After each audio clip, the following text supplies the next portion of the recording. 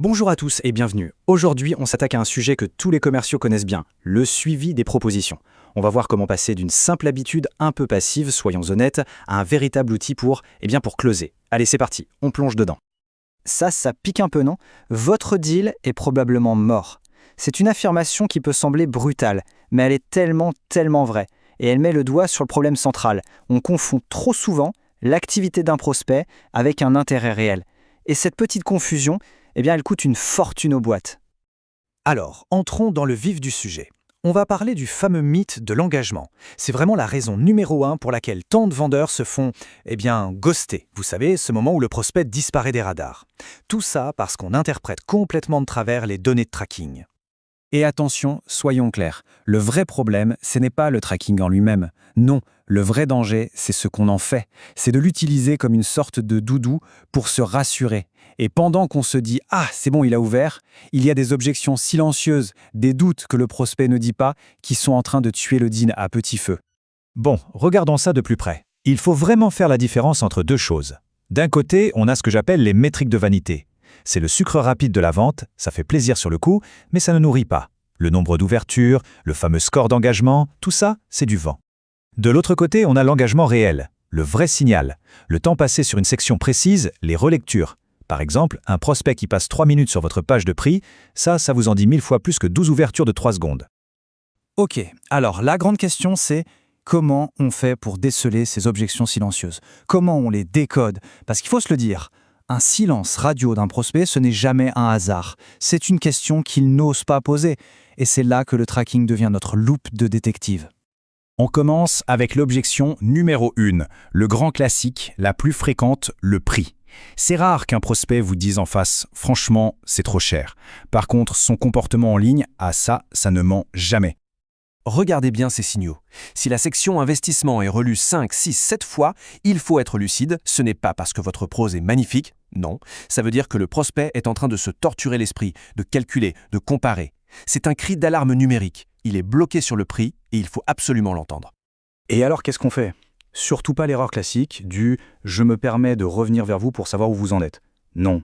On passe en mode tactique. On apporte de la valeur. Regardez ce script. On propose de mieux détailler le ROI.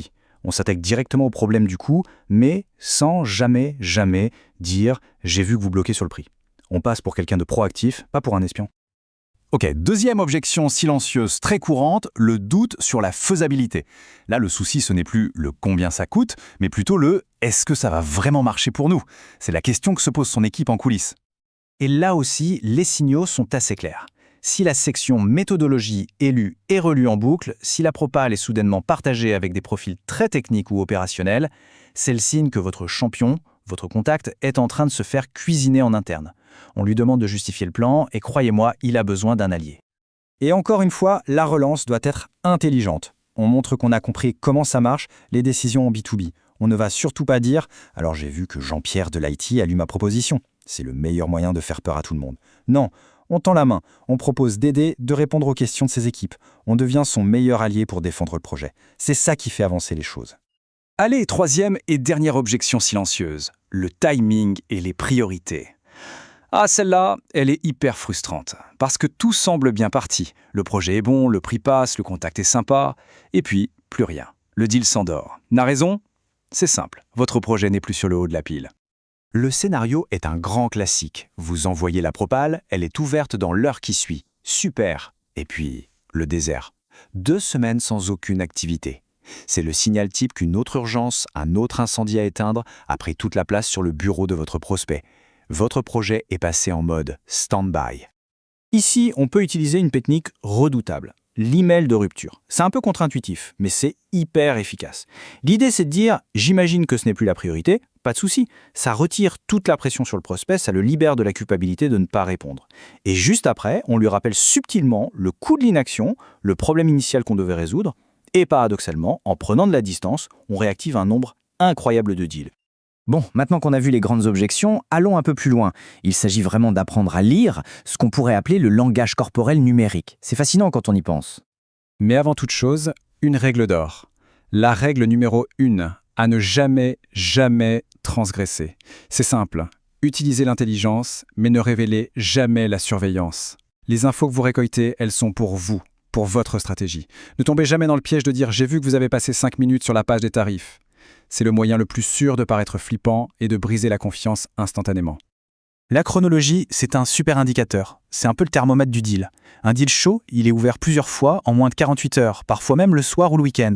Et ça, une lecture le week-end, c'est un signal en or. Ça veut dire que le prospect y pense sur son temps perso. À l'inverse, une première lecture une semaine après l'envoi, bon, on sent que le deal est déjà tiède, voire froid.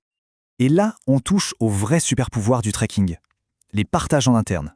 Quand vous voyez que la proposition est partagée et que le profil finance passe 10 minutes sur la section investissement pendant que le profil opération dissèque la méthodologie. Mais c'est génial! Vous avez sous les yeux la carte du comité de décision invisible, avec les préoccupations de chacun. Ok, interpréter les signaux, c'est la première étape, mais ça ne sert à rien si on n'agit pas derrière. Donc la question c'est comment on passe du signal à la stratégie? Comment on transforme cette information en un plan d'action concret et bien cadencé? Eh bien voici une timeline assez simple mais terriblement efficace. Fini de se demander est-ce que c'est trop tôt pour relancer, est-ce que c'est trop tard. Là, la décision n'est plus basée sur l'angoisse mais sur des données. Pour un deal chaud, on y va vite, J+2. Pour un deal tiède, on patiente un peu et on nourrit avec de la valeur J+5.